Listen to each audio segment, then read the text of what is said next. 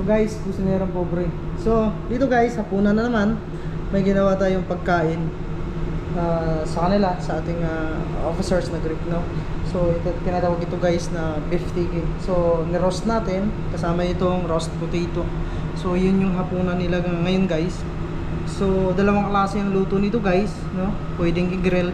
So dahil busy, niluto natin sa oven. Yan yung ating beef tiki guys na niluto sa oven. So ito naman ay giniling lang na baka, no? Mixture, onion, little garlic inside, breadcrumbs, no? Salt and pepper. So yan yung kabubuan guys.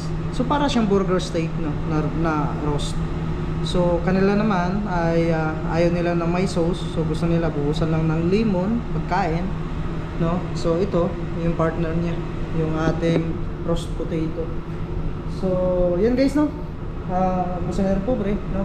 At mamaya i-platings natin at ating video na uli kung ano yung resulta sa ating ginawa. So yan guys.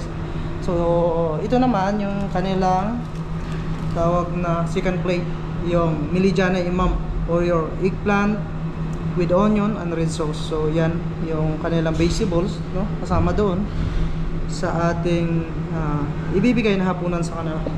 So yan guys, no? Share lang ang araw-araw na niluluto, baka may makuha kayong idea guys. So kusinerang pobre uli guys, no? Thank you and good day.